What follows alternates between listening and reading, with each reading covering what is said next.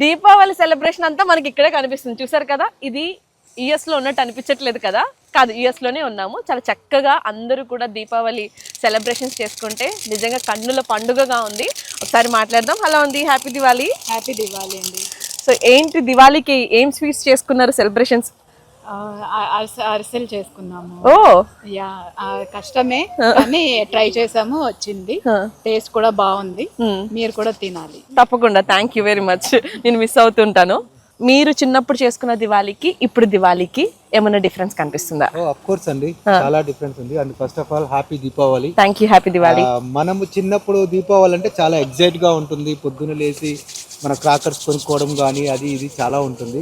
But అమెరికాలో ఏంటంటే మనము కొనుక్కుంటాం క్రాకర్ తీసుకొచ్చి కొంచెం కొంచెం లిమిటెడ్ ప్లేస్ లోనే లిమిటెడ్ గా కాల్చుకోవాలి.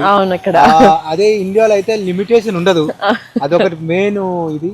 తర్వాత ఏంటంటే ఫెస్టివల్, అసలు దీపావళి అంటేనే ఫెస్టివల్ ఆఫ్ లైట్స్. సో అది లైట్సే ఇక్కడ చాలా తక్కువ అంటే. సో మనకి మార్నింగ్ అనేది లేదు, ఆఫ్టర్నూన్ అనేది లేదు, నైట్ లేదు, ఎనీ టైం మనం క్రాకర్స్ కాల్చుతూనే ఉంటాం ఇండియాలో. ఇక్కడ only some time and limited time లోనే మనం కాల్చుకోవాలి. There are some rules and regulations which we need to follow. So ఇప్పుడున్న చాలా మంది కిడ్స్ ఇక్కడ చదువుకుంటూ ఉంటారు, మన ఫెస్టివల్స్ తెలియదు వాళ్ళకి. మరి మీ అబ్బాయి ఏ క్లాస్ చదువుతారు? మా బాబు 10th గ్రేడ్ అండి. ఓకే, తెలుగు మాట్లాడతారా? తెలుగు మాట్లాడతాడు. Telugu okay. Happy Diwali. So మరి సెలబ్రేషన్స్ అన్ని తెలుసా నీకు? ఇండియన్ సెలబ్రేషన్స్ అన్ని, ఫెస్టివల్ సెలబ్రేషన్స్ అన్ని చేసుకున్నారా? Yeah.